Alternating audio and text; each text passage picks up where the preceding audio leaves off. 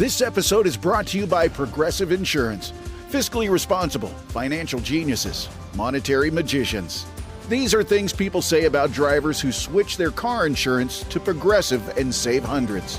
Because Progressive offers discounts for paying in full, owning a home, and more.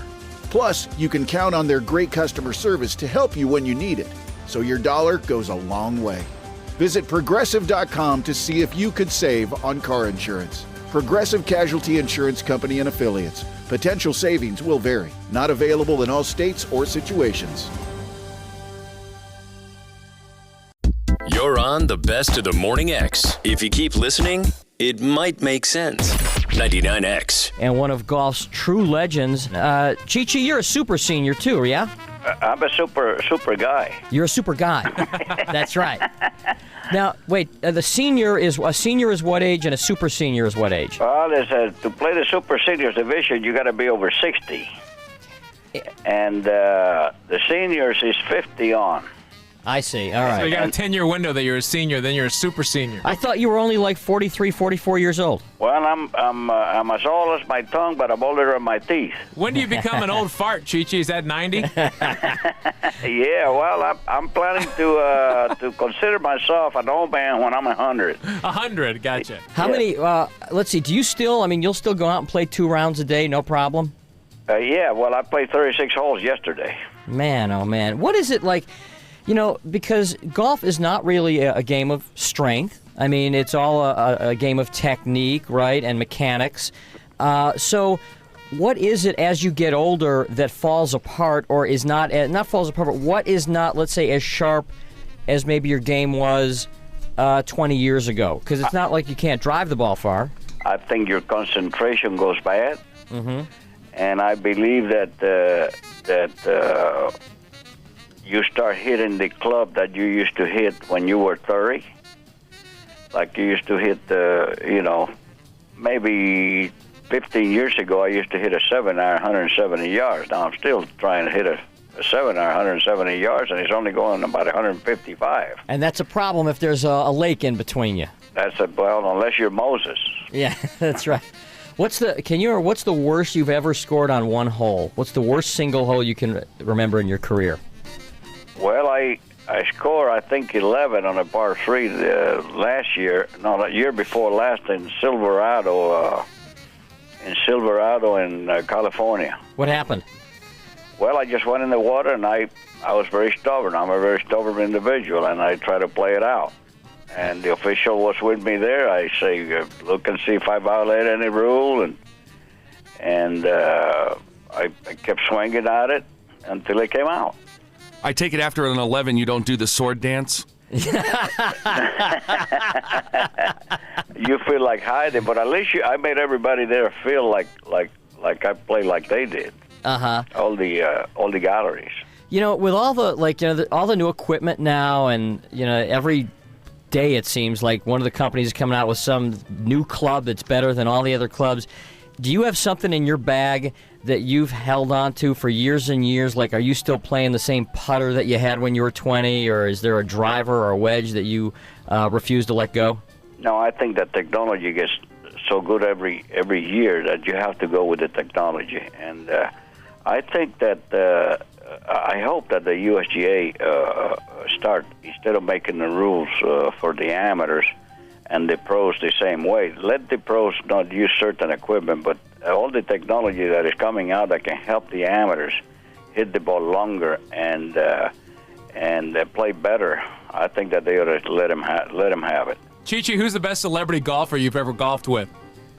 Well, I think that James Garner was the best, and of course Glenn Campbell is pretty good too.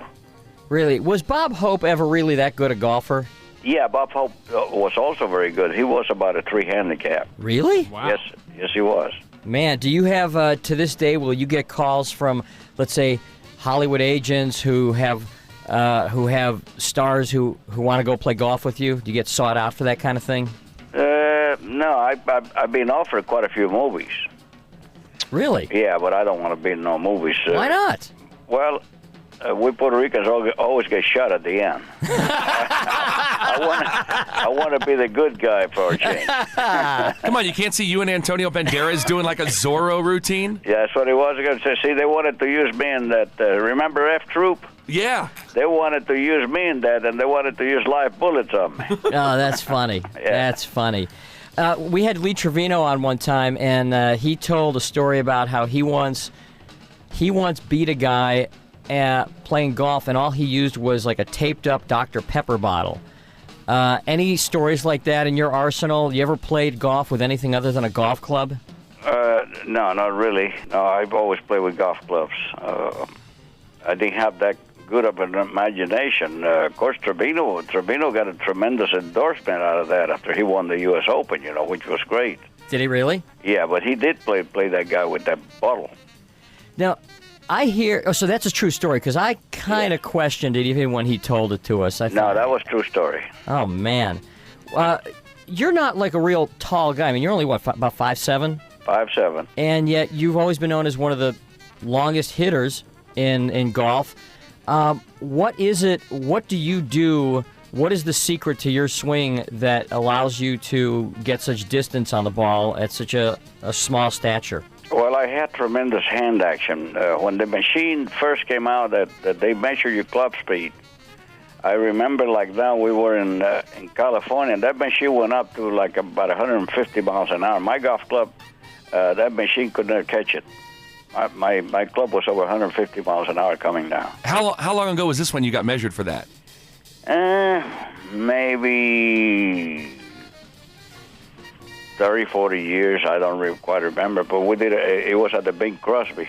Because I actually I'm a big amateur. I'm about 34 and 6'3", and I think I crushed the ball, and my swing speed's 134. Yeah. That's amazing that yours is that fast. Yeah, I had tremendous club speed. Well, you don't even take full swing sometimes. I mean, you were talking about hitting the 7-iron or the 5-iron so short. A lot of times you'll only take a quarter swing, and you're still hitting them further than some of the amateurs, easily. Well, yeah, but, I'm not hitting it that far anymore. I lost probably 40, 50 yards off the tee. Yeah, my dad's 75. He continues to say that to me, and he keeps kicking my butt.